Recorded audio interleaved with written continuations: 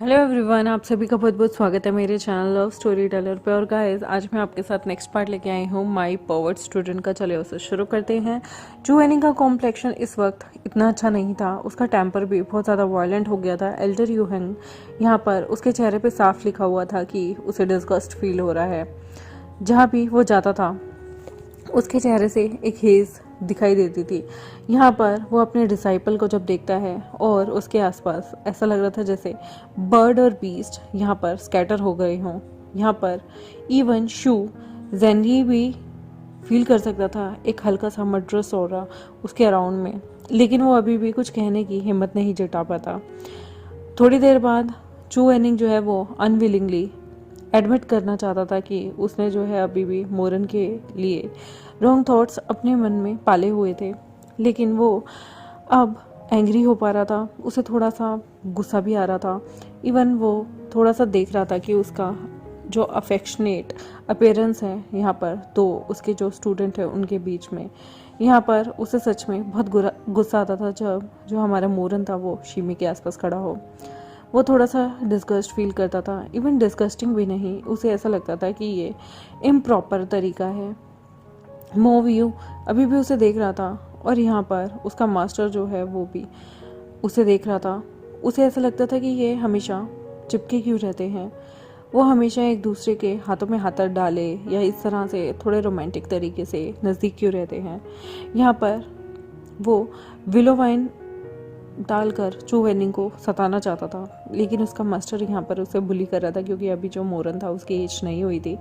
जो भी उसके पास यहाँ पर उसका टीचर खड़ा था उसका चेहरे से पता चल रहा था कि यहाँ पर उसके चेहरे के एक्सप्रेशन बता रहे थे कि उसे गुस्सा आ रहा है। वो मन में सोचता है तो मैं क्या बॉदर कर रहा है चू वेनिंग, तुम्हारी आंखें जो है वो पहले भी इससे भी ज़्यादा छोटी होती जा रही हैं, तुम इतना गुस्सा क्यों करते हो। यहाँ पर वो ऐसा लग रहा था जैसे उसने 10,000 स्टेप जो है वो पीछे लेने चाहिए और यहाँ पर वो बेचारा कुछ बोल नहीं पा रहा था। चू हेनिंग के मन में मोरन को लेके काफ़ी सारे डिज़ायर थे, लेकिन सेल्फ कंट्रोल जो उसका था और प्राइड जो था वो उसे सबसे ज़्यादा प्रिय था, क्योंकि उसके दिल में एक ही चीज़ थी। वो यहाँ पर चू हेनिंग मोव्यू को कुछ भी ऐसा हरेस नहीं कर सकता था। मोव्यू सिर्फ 15 साल का एक बच्चा है। यहाँ पर धीरे से घोस्ट जो था, घोस्ट मास्टर की सेरेमनी होने लगती है। तब भी उसे पता था कि यहाँ पर उसने कैसे मोरन को अपनी बाहों में पकड़ा हुआ था। मोरन यहाँ पर चीज़ों को माइंड नहीं करता, जैसे कि मोरन को कभी कुछ पता ही नहीं है उस पर्सन के बारे में जिसने उसे बचाया। वो भी जो पूल के बॉटम एरिया में था वो शीमे नहीं था, बल्कि उसका खुद का मास्टर चू एनिंग था। लेकिन अब इस चीज़ का क्या फ़ायदा, क्या चू एनिंग के मन में जेलसी हो रही है। ये थॉट आते ही चू एनिंग को ऐसा लगता जैसे किसी ने उसका गला दबा दिया हो, उसकी सांसें रोक दी हों। ऐसे ही कुछ सेवरल मंथ के बाद भी वो अपना बेस्ट ट्राई करता है कि वो मोरन को अवॉइड करता रहे, लेकिन उसकी डेली प्रैक्टिस में उसे मोरन को कहीं ना कहीं गाइड करना था, क्योंकि वो उसका डिसाइपल था और उनके बीच में वो कोशिश करता था कि जितना हो सके कम्युनिकेशन ना हो।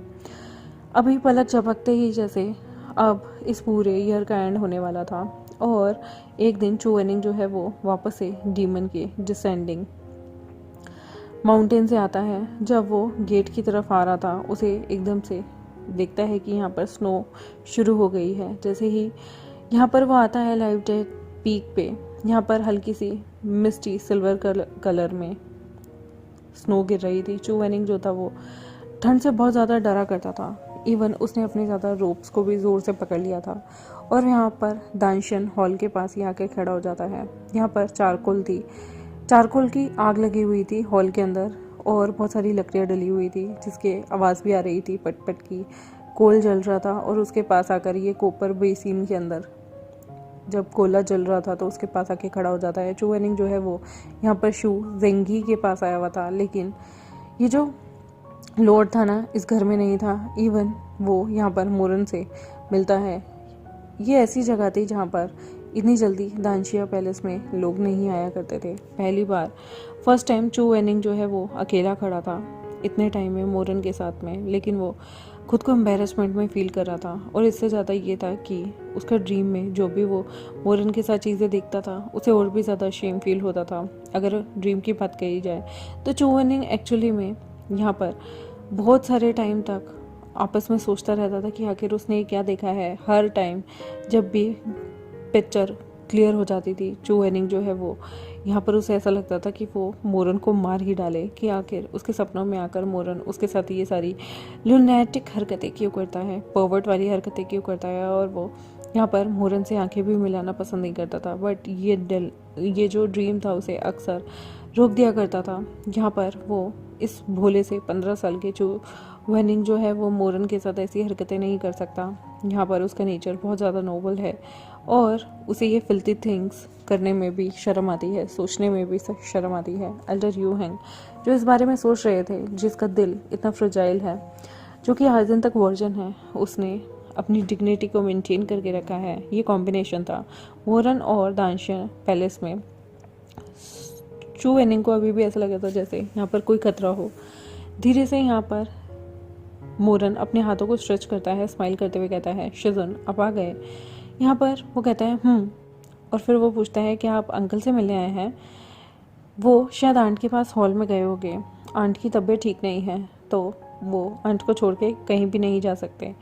अगर आपको कोई काम है तो बता दीजिए, मैं उन्हें बता दूंगा। चू वेनिंग कहता है, कोई ज़रूरत नहीं। ये बोलने के बाद वो टर्न होता है और वो वहाँ से जाना चाहता था। तभी मोरन कहता है, मस शिजुन रुकिए एक मोमेंट के लिए। तभी यहाँ पर चू वेनिंग कहता है, क्या? वो जैसे ही अपना सिर घुमाता है बात करते करते, यहाँ पर वो एकदम से मोरन के हाथ से टकरा जाता है। मोरन ज़ोर से हाथ आगे करता है और यहाँ पर उसकी आईब्रो पे आकर सीधा वो टकरा जाता है। मोरन जो है वो अपने उसे सहलाने लगता है और कहता है, अपनी तरफ देखिए, आपकी बॉडी पूरी की पूरी स्नो से कवर है। चू वेनिंग 2 मिनट के लिए एकदम से फ्रीज हो जाता है। ये यहाँ से ये जो यंग मास्टर निकला था ना, यंग मैन, वो कुछ बड़बड़ा रहा था और धीरे से उसकी बॉडी पे से स्नो साफ करने लगता है। धीरे से वो वाइट हैंकी लेता है और उसके वेट हेयर को भी साफ करने लगता है। चू वेनिंग जो है वो कोल्ड से डरता था और वो कोल्ड मतलब उसे ना हो जाए, इसलिए यहाँ पर वो इजीली अपने मास्टर के ऊपर से स्नो को हटा रहा था, क्योंकि वो बहुत जल्दी ठंड पकड़ लेता है। उसका शरीर जो था वो बहुत ही वीक था, फ्रजाइल था। मोरन को लगता था कि ये इंसान ना, चू वेनिंग, कभी नहीं जानता कि इसको खुद की कैसे केयर करनी चाहिए। प्रीवियस लाइफ में जब चू वेनिंग जो था वो अपने हाउस अरेस्ट में रहता था, वो कभी कभी कोर्टयार्ड में बैठता था और वहाँ पर वो कोई फिश को आपस में कूदते हुए देखता था। तब उसे नहीं पता था कि स्नो गिर रही है। उसका रिजल्ट ये निकलता था कि वो अचानक से उसे कोल्ड हो जाता था, हाई फीवर हो जाता था। कोल्ड सीधा सीधा उसे फीवर करवा देता था और जैसे ही उसकी स्पिरिट कोर उसकी शरीर से निकल गई थी, उसका जो शिजुन था वो और भी ज़्यादा कमज़ोर होता गया था। उसे बीमारी होने लगी थी धीरे धीरे और वो बेड पे रहता था कम से कम 15-15 दिनों के लिए। और ऐसा लगता था जैसे वो अब ज़्यादा से ज़्यादा ठीक होने की बजाय और भी ज़्यादा बीमार हो रहा है। तो जब भी मोरन उसके आसपास, उसके आईब्रो पे, उसके शोल्डर पे उस स्नो को देखता है, वो उसमें से ज़्यादा पिघली हुई थी और थोड़ी सी उसमें से फ्रोज़न थी। वो अचानक से ही उसका हाथ उसे हटाने लगता है। यहाँ पर आदि वो उसके बालों से साफ कर देता है। फिर उसे रियलाइज़ होता है कि वो कैसे अपनी शिजुन के इतने करीब आ गया है। उसे रियलाइज़ होता है उसका हाथ जो है वो अभी चू वेनिंग के सीक्रेटिव लाल फोनिक आइज से मिल रहा है, उसके आसपास झाड़ रहा है। चू वेनिंग अभी भी उसे अपनी आंखों से देख रहा था। मोरन जो है वो अपने हाथ को वापस लेता है और कहता है, ये डिसाइपल ने थोड़ा सा कुछ ज़्यादा ही कर दिया मास्टर, अपने आप भी अपने आप को साफ कर सकते हैं। यहाँ उसे एम्बेरसमेंट हो रही थी, पर चू वेनिंग को थोड़ा सा रिलीफ फील हो रहा था। ड्रीम्स में ये चीज़ें होती रहती हैं, लेकिन वो बहुत इनअप्रोप्रिएट चीज़ें वो दोनों करते थे। यहाँ पर उसे याद है कि जो हमारे मोरन ड्रीम में उससे मिलने आता है उसका टेम्परमेंट क्या है, और कम्प्लीटली डिफरेंट होता है ये लड़का जो उसके सामने 15 साल का खड़ा है। यहाँ पर वो खुद को ताक्षाजुन ये सीट कहकर बुलाता है। चू वेनिंग जो है वो थोड़ी देर तक मोरन को देखता है और फिर वो मोरन के हैंकरचीफ यानी कि रुमाल को ले लेता है और उसके बाद वो अपना क्लोक हटा देता है। फिर उसके बाद वो स्टोव के पास जाता है और अपने हाथों को गर्म करने लगता है। और यहाँ पर उसके हाथों के पास से थोड़ी थोड़ी जो स्नो थी वो यहाँ पर पिघल रही थी। फिर वो फायर जो थी वो चू वेनिंग के चेहरे को दिखा रही थी। धीरे से वो कहता है, तुमने कभी ये ओवर स्टेप किया? तुम हमेशा तो ऐसी हरकतें करते रहते हो। मोरन अभी भी अपने टीचर को देख रहा था जो उसको ये बता रहा है कि वो हमेशा ऐसी हरकतें करता रहता है। दोनों के दोनों थोड़ी देर के लिए कुछ बोलते नहीं हैं। चू वेनिंग जो है वो जैसे ही अपने बालों को साफ कर चुका था, उसके बाद वो यहाँ पर उस रुमाल को एक साइड रखता है और धीरे से वो मोरन को देखता है। फिर वो कहता है, तुम अब यहाँ क्या कर रहे हो? मोरन धीरे से कहता है, ये अब तो आखिरी साल का आखिरी टाइम है ना, तो मैं यहाँ पर कुछ फाइल्स को साल की सॉर्टेड करने आया था, क्या मैं आपकी मदद कर सकता हूँ? चू वेनिंग जो है वो उसे इंटरप्ट नहीं करता। वो कहते हैं, मैं जानता हूँ कि साल का आखिरी टाइम आ गया है, तो तुम्हें यहाँ पर चीज़ों को सॉर्टेड करना होगा, पर यहाँ पर शिमिंग के साथ क्या मैटर है? तुम ये सारी चीज़ें उसके साथ क्यों कर रहे हो? यहाँ पर मोरन कहता है, ओह, तो मास्टर की मेमोरी काफ़ी अच्छी है। चू वेनिंग कहता है, दूसरों की मेमोरी के बारे में क्या? फिर वो धीरे से बोलता है कि इस मॉर्निंग जो है ना, उसे हेडेक था और वो जो है उसकी बॉडी में भी थोड़े से पसीने आ रहे थे। ये चू वेनिंग को देखते हुए मोरन कहता है, आई एम सॉरी मास्टर, मैंने उसे एडवाइस दी थी कि वो बेड में ही सारा दिन रहे, तो प्लीज़ उसे थोड़ा लेज़ी होने के लिए ब्लेम मत कीजिएगा। चू वेनिंग यहाँ घूर कर देखता है और चू वेनिंग चुप रहता है थोड़ी देर के लिए और कहता है, क्या वो ठीक है? ये सुनने के बाद कि उसने उसे ब्लेम नहीं किया, मोरन को थोड़ी सी राहत की सांस मिलती है और वो कहता है, मैंने उसे मेडिसिन दे दी है पीने के लिए जब मैं बाहर आया था, और जब मैं बाहर आया उसी कमरे में छोड़ के, तो मैंने देखा वो सो गया है, शायद उसे थोड़ा सा कोल्ड हुआ है। ये अच्छा रहेगा कि अगर वो 2-3 दिन रेस्ट करे, और थैंक यू आपने कंसर्न दिखाया। तो यहाँ पर चू वेनिंग कहता है, मुझे इसमें कंसर्न दिखाने की क्या ज़रूरत है, मैंने तो बस ऐसे ही पूछा। मोरन अभी भी देख रहा था।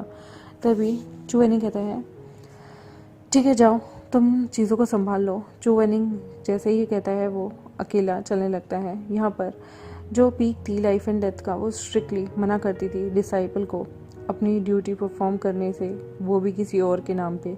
मोरन किसी और के नाम का काम नहीं कर सकता था। मोरन जो था वो ओरिजिनली सोचता था कि अगर वो ऐसा करेगा तो उसके मास्टर उसे पनिश करेंगे। इवन उसने एक्सपेक्ट नहीं किया था कि चू वेनिंग उसे जाने देगा इतनी आसानी से, और वो दूर से उसे देखता रहता है और सडनली वो अपने सेंसेस में आता है।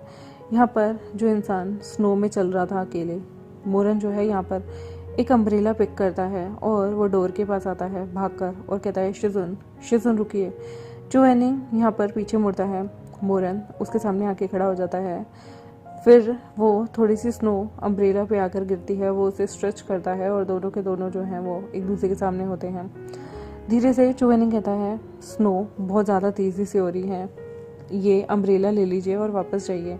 चू वेनिंग कहता है, कोई ज़रूरत नहीं, लेकिन मोरन जो है वो अम्ब्रेला उसके हाथ में दे देता है। चू वेनिंग को अब टायर्ड फील हो रहा था, वो इसे चाहता नहीं था, लेकिन वो अम्ब्रेला को लेता है, वो वापस से पुश करता है। यहाँ पर विंड और स्नो चल रही थी। यहाँ पर बहुत ज़्यादा तेज़ी से आंधी जैसी बहुत ज़्यादा तेज़ी से स्नो चल रही थी। डेफिनेटली वो कहीं ना कहीं उसके पैर भी अब कपवाने लगे थे। चू वेनिंग अभी भी, जो कि स्नो में अम्ब्रेला गिर गया था उसे अम्ब्रेला पे स्नो गिरी हुई थी उसे देख रहा था। वो थोड़ी देर तक देखता है और उसके बाद वो थोड़ा सा इनडिफरेंट दिख रहा था। वो हर मैटर से दूर रहना चाहता था जो मोरन से रिलेटेड हो। इवन वो अभी फ़िलहाल हिल भी नहीं पा रहा था। यहाँ पर ऐसा लग रहा था जैसे एक कैंडल बहुत सारे तूफानों के बीच खड़ी रहती है। कुछ भी मैटर हो, लोगों की जो टॉलरेंस होती है ना, कभी कभी वो बहुत अलग हो जाती है और वो टॉलरेट नहीं कर पाते। उसी तरह चू वेनिंग जो है वो यहाँ पे अपने सिर को टर्न करता है और अपनी जो बाजुएं थी उन्हें झाड़ते हुए कहता है, मूव यू। तुम्हें मुझे प्रोवोक नहीं करना चाहिए, मैं शीमे नहीं हूँ, मुझे किसी ऐसे इंसान की कोई ज़रूरत नहीं जो मेरी केयर करे। वो एकदम स्ट्रेट फॉरवर्ड ये चीज़ें कह देता है। वो मोरन जो है वो पीछे हटता है सबकॉन्शियसली और सोचता है कि उसे इससे मास्टर के बारे में चीज़ें सोचनी ही नहीं चाहिए थी। लेकिन यहाँ पर वो चू वेनिंग के हाथ को देखता है और यहाँ पर वो देखता है कि विंड और स्नो जो है वो उसके आसपास बहुत बुरी तरह से चल रही है। चू वेनिंग अभी भी उसे देख रहा था। यहाँ पर मोरन अभी भी उसे देख रहा था। चू वेनिंग जो है वो, उसकी आईब्रो हॉरिजॉन्टल होती है और उसके एक्सप्रेशन बहुत कोल्ड थे और वो कहता है, तुम्हें क्या लगता है मुझे अम्ब्रेला की ज़रूरत है? उसे बहुत गुस्सा आ रखा था। उसकी फिंगर टिप जो है वो गुस्से में उसका हाथ मूव हो रखा था, मुट्ठी बनी हुई थी। और यहाँ पर ऐसा लग रहा था जैसे वो अभी उसकी जो बाजू हैं वो मुट्ठी बनाने की वजह से उसके जो जगह है, हाथ है, वो लाल से बिल्कुल पर्पल होने जा रहा हो और पर्पल से ब्लू हो जाएगा। यहाँ पर वो देख सकता था कि कलर चेंज हो रहा था एवरी टाइम। यहाँ पर बहुत ज़्यादा ठंड भी थी, जिसकी वजह से शरीर ठंडा पड़ने की वजह से भी पर्पल हो रहा था। इसकी वजह से ऑफ कोर्स ये इम्पॉसिबल है चू वेनिंग के लिए कि वो अपनी स्पिरिचुअल पावर को यहाँ पर यूज़ कर सकता था, बट वो अपने लिए कभी भी चीज़ों को यूज़ नहीं करता था। और मोरन, जो कि बहुत चाइल्डिश है, वो कहता है, मास्टर शिजुन, गुस्सा मत कीजिए। चू वेनिंग कहता है, तुम्हें ऐसा क्यों लग रहा है कि मैं गुस्सा हूँ? और यहाँ पर वो कहता है, तुम नहीं चाहते मैं जाऊँ? तभी मोरन धीरे से कहता है, ठीक है मैं यहाँ से जाता हूँ, बट आपको अपनी स्पिरिचुअल पावर को इस तरह से वेस्ट नहीं करना चाहिए। चू वेनिंग यहाँ पर पहली बार अपनी स्पिरिचुअल पावर को यूज़ कर रहा था रेदर देन अम्ब्रेला। धीरे से यहाँ पर चू वेनिंग जो है अपने हाथ को हिलाता है और सडनली वो एक यहाँ पर जो उसने स्पिरिचुअल पावर को इस्तेमाल किया था उसे बंद कर देता है। ऐसा लग रहा था जैसे उसके सामने बहुत ज़्यादा तेज़ से कोई बिजली गिरी हो, जो कि अभी सीधा वो मोरन पे ही गिरा देगा। मोरन जो है वो अभी एकदम से थंडर और लाइटनिंग की वजह से, जो कि चू वेनिंग ने समन की थी, रुक जाता है और उसे ऐसा लग रहा था जैसे इस इंसान की गुड इंटेंशन तो बिल्कुल नहीं है। 2 मिनट के लिए ये गुस्सा इतना हो गया था। और यहाँ पर मोरन को पता था जब चू वेनिंग जो है वो इस तरह से बिना किसी वजह से गुस्सा कर देता है। यहाँ पर उसका फेस पेल हो गया था, उसकी आंखें लाल थी। मोरन गुस्से में मास्टर को देख के कहता है, तुम? तभी वो कहता है, यहाँ पर चू वेनिंग धीरे से कहता है, तुम और मैं सिर्फ मास्टर और डिसाइपल हैं, तो तुम्हें मेरी वरी करने की कोई ज़रूरत नहीं। जाओ अपना अम्ब्रेला वापस लो, यहाँ से चले जाओ। मोरन यहाँ पर समझ आता है कि उसका मास्टर क्या कह रहा है। वो धीरे से कहता है, शिजुन, मैं बस बात करना चाहता था शीमे से मार्शल आर्ट के बारे में उस दिन, और क्या आपने कुछ सुना? ये सुनते ही चू वेनिंग जो है कुछ बोलता नहीं, बल्कि लेफ्ट की तरफ टर्न करता है। इस टाइम मोरन जो है उसने वापस से चू वेनिंग को नहीं पुकारा था और ना ही वो पीछे की तरफ देखता है। यहाँ पर थोड़ी सी दूर जाने के बाद सडनली वो ज़ोर से छींक मारता है। चू वेनिंग के फुट स्टेप जो थे वो रुक जाते हैं और वो और भी ज़्यादा तेज़ चलता है, क्योंकि जब भी वो एंग्री होता है ना तो उसे और भी ज़्यादा स्नीजिंग छींकें आने लगती हैं। यहाँ पर स्टार्टिंग से लेकर एंड तक मोरन वहीं खड़ा हुआ था और वो यहाँ पर देख रहा था कि ये इंसान कैसे 2 मिनट में डिसअपेयर हो गया। उसे नहीं पता कि चू वेनिंग क्या सोच रहा होगा। जैसे ही चू वेनिंग जो है रेड लोटस पवेलियन में आता है, उसे बीमारी लग जाती है। ऑब्वियसली वो इतनी देर से ठंड में खड़ा था, उसने बैरियर जो था वो अवॉइड करने के लिए यूज़ किया था रेन और स्नो को, बट ये पर्सन हमेशा से लेज़ी था। जब इसके अपनी चीज़ों की बारी आती है, ये कभी भी अपनी स्पिरिचुअल एनर्जी को वेस्ट नहीं करता। इवन रेन्स के टाइम पे भी, वीकेंड के टाइम पे भी ये ऑर्डिनरी पर्सन की तरह नहीं है। कैजुअली ये ऑयल पेपर लेके अपने साथ घूमता रहता है। सेवरली वो छींके मारे जा रहा था एक के बाद एक, और उसे यहाँ पर सिर में भी दर्द होने लगता है। यहाँ पर उसे ऐसा लग रहा था जैसे वो बुखार उसके दिमाग में चल जाएगा। काफ़ी टाइम से बीमार पड़ने की वजह से चू वेनिंग आधा डॉक्टर तो बन ही गया था, क्योंकि जब विंड चलती थी, कोल्ड होता था, तब उसे ये दवाइयाँ लेनी होती थी और वो खुद से ही बहुत सारी दवाइयाँ ले लेता था और चीज़ों को धो देता था। यहाँ तक कि वो अपने कपड़ों को भी चेंज कर लिया करता था। वो अब क्विल्ट में जाता है, यानी कि एक कंबल के अंदर जाता है और सो जाता है, क्योंकि वो बहुत ज़्यादा चिल्ड विंड के अंदर था। इसकी वजह से उसे थोड़ा सा अजीब सा मन भी हो रहा था। इवन ये सब काफ़ी टाइम से होने लगा था, स्पेशली जब से वो जिन चिंगची से वापस आया था और इंजर्ड हो गया था। उसके बाद से हर रात उसके साथ ऐसे ही होता था। जब भी वो सोता था तब उसकी स्टेट जो थी रात में बहुत डिफरेंट हो जाती थी। पूरी बॉडी यहाँ पर पसीने में भर जाती थी और उसके बाद उसे और भी ज़्यादा गर्मी लगने लगती थी, जैसे उसका बदन एकदम स्टोव की तरह जल रहा हो। अगली दोपहर जब चू वेनिंग उठता है ना, वो अपनी आंखें खोलता है और वो अपने बेड के अंदर था। स्लोली वो अपने बेड से जब उठता है, अपने शूज़ को पहनता है, एकदम से वो यहाँ पर रुक जाता है। सडनली वो देखता है कि ये जो बूट है ना वो और भी बड़े हो गए हैं एक रात में। तभी वो ध्यान से देखता है, तब चू वेनिंग मन में सोचता है वो कितना भी बड़ा हो, कोई भी मैटर हो जाए, लेकिन चू वेनिंग हमेशा अपने आप को काम रखता था। लेकिन अब उसको और भी ज़्यादा डर लगने लगा। यहाँ पर उसके बूट बड़े नहीं हुए थे, बल्कि चू वेनिंग जो था वो ध्यान से देखता है तो उसके हाथ, पैर और बाकी की सारी चीज़ें भी, यहाँ तक कि जो उसका शोल्डर उसके कपड़ों से एक्सपोज होकर बाहर आ रहा था वो भी छोटा हो गया था। वो मन में सोचता है कि मैं छोटा हो गया हूँ। और गाइस यहाँ पर चू वेनिंग बेचारा बच्चे में बदल गया था। देखते हैं आगे आने वाले टाइम में क्या क्या होगा, चू वेनिंग कैसे बच्चे में बदल गया है और यहाँ इसके साथ क्या होने वाला है, ये देखते हैं हम आने वाले एपिसोड में। तब तक मेरे चैनल को सब्सक्राइब, वीडियोस को लाइक, बेल आइकन को प्रेस करना बिल्कुल मत भूलिएगा। Bye bye.